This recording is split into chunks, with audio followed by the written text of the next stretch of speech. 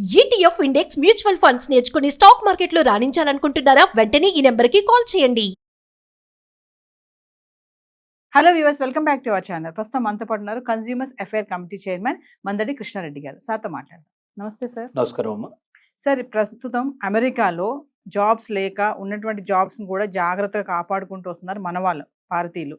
చాలా మంది part time jobs చేయొద్దు, తిరిగి వెళ్ళిపోవాలని చెప్తున్నాడు. ఇల్లీగల్ ఇమిగ్రెంట్స్ ఎవరైతే ఉన్నారో వాళ్ళందరినీ కూడా అలర్ట్ చేస్తున్నాడు ట్రంప్. మరి ఈ నేపథ్యంలో కొత్తగా ఇప్పుడు యుఎస్ఏలో 7 జాబ్స్ అంటే ఎంప్లాయ్మెంట్ కొంచెం హై శాలరీతో ఉన్నవి, డిమాండ్తో ఉన్నవి, ఇప్పుడు ఈ 7 జాబుల కోసం కూడా చాలా మంది పరుగులు పెడుతున్నారంట. ఏంటంటారు ఇవన్నీ? ఇప్పుడు కొత్తగా వచ్చినటువంటి 7 జాబులు అంటారా? గతంలో కూడా ఉన్నాయా అంటే ఏం చెప్తారు?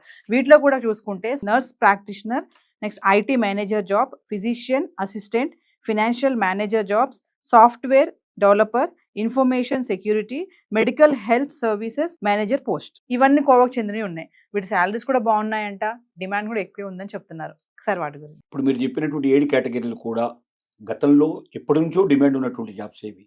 వీటికి హైలీ ప్రొఫెషనల్ పీపుల్ కావాలి, అంటే మేధావులైన వ్యక్తులు.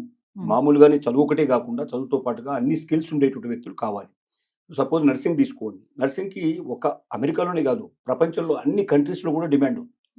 నర్సింగ్ అంటే చాలా మంది ఏమనుకుంటారంటే మామూలుగా ఒక 6 నెలలు సంవత్సరం పాటు నర్సింగ్ ట్రైనింగ్ లాంటివి కొన్ని ఇన్స్టిట్యూట్స్ వచ్చాయి, చాలా ఇన్స్టిట్యూట్స్ వచ్చాయి, కొన్ని వందల ఇన్స్టిట్యూట్స్ వచ్చాయి. అవి ఇచ్చే ట్రైనింగ్ కాదు. బీఎస్సీ నర్సింగ్ చేసి డాక్టర్తో ఈక్వల్గా ఎంబీబీఎస్తో ఈక్వల్ అయినటువంటి నర్సింగ్ ఇది. ప్రొఫెషనల్ నర్సెస్ అంటారు వీళ్ళు. వీళ్ళకి వాళ్ళ గవర్నమెంట్ జాబ్స్ కావాల్సి ఉన్నాయి. అసలు గవర్నమెంట్ జాబ్స్ కంప్లీట్గా ఫిల్ఫిల్ కాకుండా ఉన్నటువంటి వాళ్ళు, అంటే గవర్నమెంటే అడుగుతోంది ఎవరన్నా అట్లాంటి నర్సెస్ ఉంటే మేము జాబ్స్ ఇస్తామని చెప్పి. అలాగే కార్పొరేట్ హాస్పిటల్స్లో వాళ్ళకి విపరీతమైన డిమాండ్ ఉంది. అలాంటి వాళ్ళు దొరకడం కష్టం. ఎందుకంటే కొద్ది మంది మాత్రమే బీఎస్సీ నర్సింగ్ వెళ్ళేటువంటి వాళ్ళు ఉన్నారు. వాళ్ళు పూర్తి చేసిన తర్వాత అవసరమైతే ఎంఎస్సీ నర్సింగ్ కూడా వెళ్ళేటువంటి వాళ్ళు ఉన్నారు. దాంట్లో హైలీ ప్రొఫెషనల్ వెళ్ళే వాళ్ళు ఉన్నారు. కాబట్టి ఇప్పుడు ఏదైతే కనబడుతున్నాయో, ఇప్పుడు ఈ జాబ్స్కు డిమాండ్ ఉందని, ఈ యాప్కు డిమాండ్ మొదటి నుంచి ఉంది, వాళ్ళ కొత్త వచ్చిన డిమాండ్ కాదు ఇది. తర్వాత దీనికి తోడుగా ఇంకేమవుతుందంటే ఇప్పుడు అన్ని జాబ్స్ నుంచి బయటకు పంపించారు. చాలా జాబ్స్ ఇప్పుడు ఖాళీ అయిపోయి బయటకు వెళ్తున్నాయి. ఇల్లీగల్ ఇమిగ్రెంట్స్ అంటే ఇక్కడ దీంట్లో ఇంతకుముందు 3 ఏళ్ళు 5 ఏళ్ళు జాబ్ ఏదైనా ఉండి ఆ జాబ్కి వెళ్ళిన తర్వాత L1 వీసా మిగతా వీసాల మీద వెళ్ళినట్టు వాళ్ళు కూడా ఇప్పుడు వాళ్ళందరూ కూడా వాళ్ళ జాబ్ అయిపోయిన తర్వాత కూడా వాళ్ళు ఏం చేస్తున్నారు, అక్కడే ఏదో ఒకటి జాబ్ సెర్చ్ చేసుకొని వేరే ప్రైవేట్ జాబ్లో జాయిన్ అయిపోయి ఉన్నారు. ఇప్పుడు వాళ్ళందరినీ బయటకు పంపించేస్తున్నారు. They are all illegal immigrants కింద లెక్క. తర్వాత ఇప్పుడు భార్యాభర్తల్లో ఒకరికి అక్కడ గ్రీన్ కార్డు ఉందనుకున్నాం, ఇంకొకరికి లేదు. ఇప్పుడు ఏమంటున్నారు, గ్రీన్ కార్డు కూడా కాదు, పర్మనెంట్ రెసిడెంట్స్ కావాలంటున్నారు. పర్మనెంట్ ఇద్దరు భార్యాభర్తలు ఇద్దరు రెసిడెంట్స్ అయితేనే వాళ్ళకి పుట్టే పిల్లలు అమెరికన్స్ అవుతారు, లేకపోతే కారు. ఇంతకుముందు ఏంటంటే ఇందులో ఒక్కరైనా సరే దీంట్లో ఉన్నట్టయితే, గ్రీన్ కార్డు ఉన్నవాడైనా సరే అమెరికాలో పుడితే అసలు ఏ కార్డు లేకపోయినా అమెరికాలో పిల్లడు పుడితే అమెరికన్ అవుతాడు. అప్పుడు పిల్లలు అమెరికన్ పుట్టిన తర్వాత చాలా మంది ఏంటంటే ప్రెగ్నెన్సీ తోటి అక్కడికి వెళ్ళిన వాళ్ళు ఉన్నారు. అక్కడికి వెళ్ళి డెలివరీ చేసుకోవాలని పద్ధతులు. ఇప్పుడు ఆ డెలివరీ చేసిన వాళ్ళు కూడా, గతంలో డెలివరీ చేసిన వాళ్ళు కూడా ఇప్పుడు బయటకు పంపించే పరిస్థితి ఉంది. అలాగే ఇప్పుడు వచ్చే కొత్త వాళ్ళకి మాత్రం ఎట్టి పరిస్థితుల్లో ఛాన్స్ లేదు. కాబట్టి నేనేమంటున్నానంటే ఈ 7 జాబ్స్ గతంలో లేనివి కావు, కొత్తవి కావు. ఇవి ఇంతకుముందు ఉన్నవే. మేధావులైన వాళ్ళు, దాంట్లో హైలీ ప్రొఫెషనల్ పీపుల్ ఎవరుతున్నారో అలాంటి వాళ్ళకి మాత్రం ఎక్కడైనా భారతదేశంలో కూడా వాళ్ళకి అవకాశాలు కావాల్సి ఉన్నాయి, ఇతర దేశాల్లో కూడా అవకాశాలు ఉన్నాయి, అమెరికాలో కూడా ఇప్పుడు అవకాశాలు ఉన్నాయి. గతంలో ఉన్న అవకాశాలు ఇవి కొత్తగా వచ్చినాయి కాదు. కాకపోతే ఏంటంటే వీటికి అవకాశాలు ఎందుకు ఉన్నాయంటే, వీటిని ఎందుకు చెప్తున్నారంటే ఇవన్నీ మిగతా ఏరేశారు కాబట్టి మిగిలిపోయినవి ఇవి. వీటిల్లో పనికొచ్చే వాళ్ళు ఎవరైనా ఉంటే రండి, వాళ్ళకి మాత్రం మేము అవకాశం కల్పిస్తామని చెప్తున్నారు. అది కూడా టెంపరవరీ అవకాశాలే, పర్మనెంట్ కావు. దీంట్లో వెళ్లే వాళ్ళు కూడా రేపు పర్మనెంట్ గా ఉంటారని ఆశ లేదు, వీళ్ళకి పుట్టే పిల్లలు ఇక్కడ అమెరికన్స్ అవుతారని ఆశ లేదు ఇక్కడ. తర్వాత భార్య భర్త ఇద్దరిలో ఎవరైనా ఉంటే మిగతా వాళ్ళకి ఉద్యోగాలు దొరకాలనుకున్నట్టయితే హైలీ ప్రొఫెషన్ దాంట్లో వెళ్లాల్సిందే. ఈ హైలీ ప్రొఫెషన్ పీపుల్కి భారతదేశమే కాదు, అమెరికానే కాదు, ప్రపంచంలో అన్ని దేశాలు ఆహ్వానిస్తున్నాయి. ఎక్కడికి వెళ్ళినా వీళ్ళకి జాబ్స్ దొరుకుతాయి. ఇండియాలోనే నిజం చెప్పాలంటే అమెరికాలో సంపాదించే దానికన్నా తక్కువ కాకుండా ఇండియాలో సంపాదించుకునే అవకాశాలు కూడా వాళ్ళకి మెండుగా ఉన్నాయి. కాబట్టి ఇదేదో కొత్తగా వచ్చినట్టు, ఇది కొత్తగా ఆపర్చునిటీ వచ్చినట్టుగా ఎవరైనా భావిస్తే ఇది కరెక్ట్ కాదు. మీలో హైలీ ప్రొఫెషనాలిటీ ఉంటే ఇండియాలోనైనా మీరు జాయిన్ అయిపోవచ్చు, గవర్నమెంట్ జాబ్లోనైనా మీరు జాయిన్ అయిపోవచ్చు, లేదా మీరు అమెరికా కూడా వెళ్ళొచ్చు. బట్ అమెరికాకు మాత్రం కలలుగానే అమెరికాతో మీరు వెళ్ళొద్దు. అంటే అక్కడ మేము పర్మనెంట్గా సెటిల్ అయిపోతాం, రేపు మాకు బిడ్డలు పుడితే బిడ్డలు అమెరికన్స్ అయిపోతారనేటువంటి అలాంటి ఆలోచనతో మాత్రం, భ్రమల్లో మాత్రం వెళ్ళకండి. ఆ భ్రమలు మీకు తొందరలోనే బయటపడిపోతాయి. ఇప్పుడు ట్రంప్ ఉన్నంత కాలం, లేదా ట్రంప్ లాంటి వాడే ఇంకొకరు అయిపోతున్నా ఇంకొకటి వచ్చేవాడు, అదే ట్రంప్ని కంటిన్యూ చేసినట్టయితే మాత్రం అమెరికన్ చరిత్రలో మన వాళ్ళు ఉండడానికి చాలా కష్టంతో కూడుకున్న పని.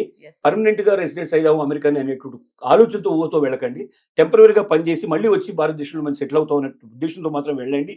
భ్రమంలోంచి బతకండి, నిజంలో బతకండి, వాస్తవంలో బతకండి. అలాంటి వాస్తవానికి ఎప్పుడు కూడా ఇండియాలోనే కావాల్సిన ఆపర్చునిటీస్ ఉన్నాయి. నిజంగా చెప్పాలంటే దమ్మున్న వాడికి భారతదేశానికి మించిన దేశం మరొకటి లేదు. భారతదేశంలో ఉన్నటువంటి సౌకర్యాలు ఇంకెక్కడ లేవు. సపోజ్ ఇప్పుడు అమెరికా తీసుకోండి. అమెరికాలో ప్రెసిడెంట్ కూడా తన సూట్ కేసు తనే మోసుకుంటాడు, తన వస్తువులు తనే మోసుకుంటాడు. ఎవరు వేరే వాళ్ళు వచ్చి ఎవరు సాయం చేయరు. కానీ ఇండియాలో అట్లా కాదు. ఇప్పుడు ఉదాహరణకు తీసుకో అంటే వైట్ హౌస్లో పనిచేసే వాళ్ళ సంఖ్యతో పోలిస్తే 100 రెట్లు ఎక్కువగా మన ప్రెసిడెంట్ ఆఫ్ ఇండియాకి నౌకర్లు చాకర్లు ఉంటారు. అక్కడ ఎందుకు తక్కువ ఉంటారంటే అక్కడ ఎవరి పని వాళ్ళు చేసుకోవాలనేటువంటి ఒక సిద్ధాంతం మీద ఉండేటువంటి దేశం అది. కాబట్టి ఇక్కడ డబ్బు ఉంటే భారతదేశంలో ఉన్న సుఖాలు, సంతోషాలు, తీసుకునేటువంటి సౌకర్యాలు, సేవలు ఇంకెక్కడా ప్రపంచంలో దొరకవు. కాబట్టి మనం దమ్ముంటే, శక్తి ఉంటే మన దేశంలోనే మనం ఒక ఉద్యోగం చేయడం కాదు, 10 మందికి ఉద్యోగాలు ఇవ్వగలిగేటువంటి పరిస్థితి ఏర్పడుతుంది ఇలాంటి మేధావులు ఉంటే.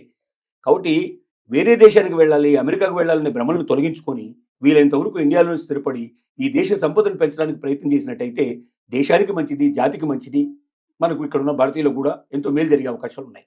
కాదు కూడదు వెళ్ళొస్తామంటే ఓ 3 ఏళ్ళు 5 ఏళ్ళు ఏదో ఒక టూరిస్ట్గా వెళ్ళినట్టుగా వెళ్ళి మీ కేపబిలిటీస్ ఇంకా పెంచుకొని మీరు మళ్ళీ తిరిగి వాపసు వస్తారనేటువంటి ఉద్దేశంతో మాత్రం వెళ్ళండి తప్ప అమెరికాలో స్థిరపడతాం, శాశ్వతంగా అక్కడే ఉంటాం అనేటువంటి భ్రమలతో మాత్రం వెళ్ళకండి అని విజ్ఞప్తి చేస్తున్నాం. అంటే కృష్ణారెడ్డి గారు ఇప్పుడు ఇక్కడ శాలరీ కానీ వీటికి ఏంటంటే డిమాండ్ కూడా ఎక్కువ ఉంది. 7 ఉద్యోగాలు ఏవైతే ఉన్నాయో అంటే ఇప్పుడు ఖచ్చితంగా స్మార్ట్ గా ఉండాలి, టాలెంట్ ఉన్న వాళ్ళు, స్కిల్స్ ఉన్న వాళ్ళకే ఇవి వర్తిస్తాయి అంటే ఏం చెప్తారు? ఖచ్చితంగా సర్టిఫికెట్తో మాత్రం రావండి ఇవి. సర్టిఫికెట్ ఉన్నంత మాత్రం రావు.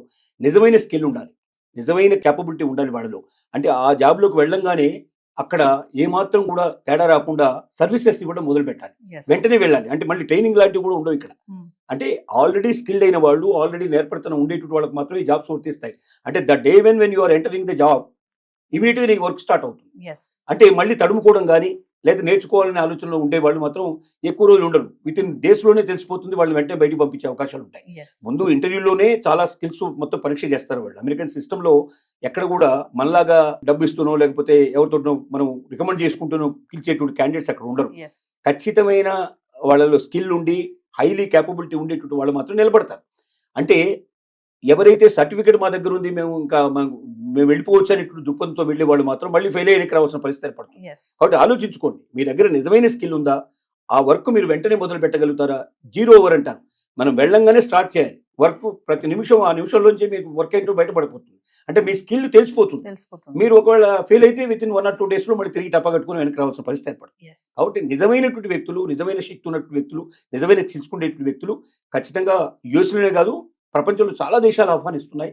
ఇప్పుడు చెప్పిన 7 సంబంధించినటువంటి ఏవైతే కేటగిరీస్ ఉన్నాయో వీటికి దేశం మంది కాదు, ప్రపంచంలో అన్ని దేశాల్లో కూడా దీని డిమాండ్ ఉంది. వేరే దేశాల్లో కూడా యూఎస్ కన్నా ఎక్కువ సాలరీ ఇచ్చేటువంటి దేశాలు కూడా ఉన్నాయి, పిలుస్తున్నాయి. వాళ్ళకి ఇండియాలో కూడా అంతకన్నా ఎక్కువ అవకాశాలు ఉన్నాయి.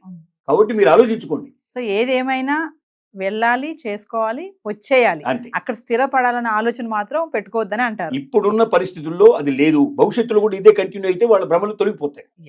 కాబట్టి తిరిగి భారతదేశానికి వస్తాను, తిరిగి నా దేశానికి నేను వస్తాననే ఉద్దేశంతో మాత్రం వెళ్ళండి తప్ప అక్కడ స్థిరపడతానన్న ఉద్దేశంతో వెళ్ళకండి. వెళ్ళిన తర్వాత కళ్ళు అయిపోతే మీరు బాధపడే పరిస్థితి ఏర్పడతాయి. నమస్తే. నమస్కారం.